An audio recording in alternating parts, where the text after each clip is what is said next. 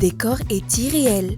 Des murs énormes s'élèvent de près de 6 mètres de haut, 9 mètres si l'on inclut l'ancienne creusée autour de la construction. Dans un paysage sylvestre, verts de manguiers et de cocotiers se dresse à 12 km au nord de Toamasn, l'un des plus importants édifices militaires de Radama Ier.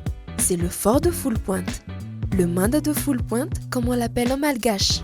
7 metatra 7 metatra ny épaisseur-ny dia ny ahavony 7 metatra raha ohatra miavy any ambany satria mbola nisy ady voro manodidina an'ilay izy taloha lavaka be dia nisy tsilo maranitra fa izy moa aty aoriana ilay aty tany tsy mitazona dia miotsaka ilay tany dia misy efitrefitra 420 moa ireny ataon'izareo hoe kazematy amin'ireny miaramila no miafina mampiasa tafondro fitaovam-piadiana tamin'izany andro izany izay mbola ahitana ihany ato amin'izao eo amin'ny 320 izay mbola hitantsika moa sasany amin'ireny tafondro ireny.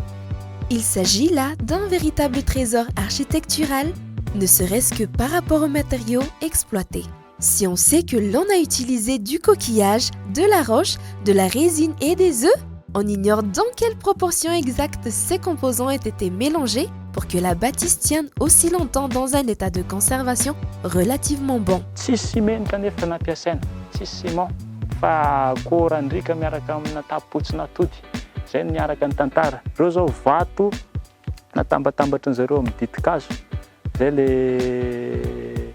le vato dia avy eo afaka jerentsika kely zay ato vato miaraka amina ditikazo dia misy ivelany amin'izay tsy ilay vato ohatran'ny tony dia ivelany ohatran'ny tony ato amin'izay ny akorandrika miaraka amina tapotsina atody. Zay no natao lalitra. Ny olona manodidina moa tamin'izany tsy maintsy miasa. Mpanjaka moa manome didy mihitsy. Zay zany ny olona rehetrarehetra no asaina manatitra atody na atody akoho na vorosoloza. Na voay zany fa nisan'izany aganagana diny tena nazahoana atody be dia be. Si la participation des autochtones est avérée, l'aide des Anglais a été nécessaire et décisive. Le plan de la construction en témoigne, ainsi que les canons qui ont été importés directement de Grande-Bretagne. Des canons dirigés aussi bien vers l'intérieur des terres que vers l'océan pour parer à toute éventuelle attaque.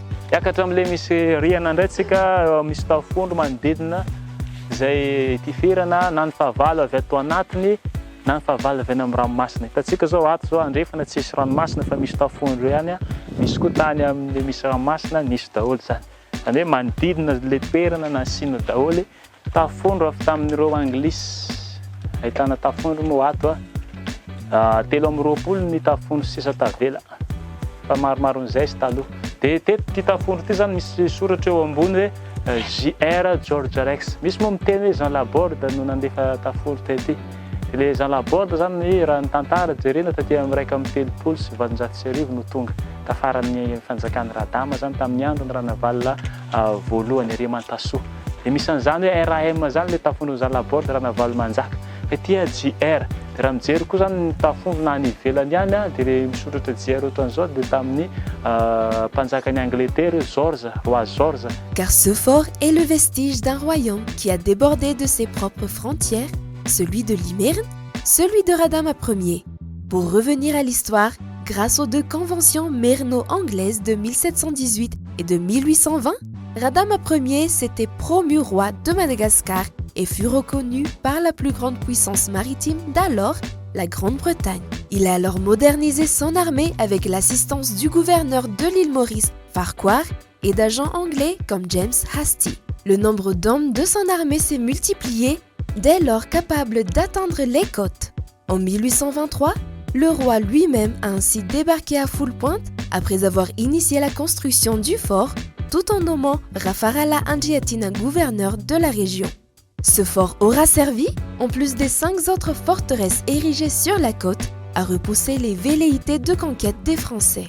Araka ny tantara zany nisy fifanarana teo amin'ny taona 1790 izay fifanarana nataon'ny anglisy mpanjakan'ny Merina mpanjaka tany ampovoantany atao hoe Radama voalohany eo izay andeha hanitatra ny fanjakana vokatry ny tenin'ny andrenam-pony Merina dadiny hoe ranomasina no valapareko. Dia lasa Radama dia nifanena tamin'ny anglisy izy dia izy anglisy hoe allo zay nampy anao mine basy tafondro ianao zay le tao anatin'ilay fifanarana dia foanana ny varotra andevo Zany hoe tsy ekena nidiran'ny frantsay izay nanao varotra andevo, zany hoe frantsay no tena mpanao varotra andevo tamin'ny fotoana io taty Antsinanana.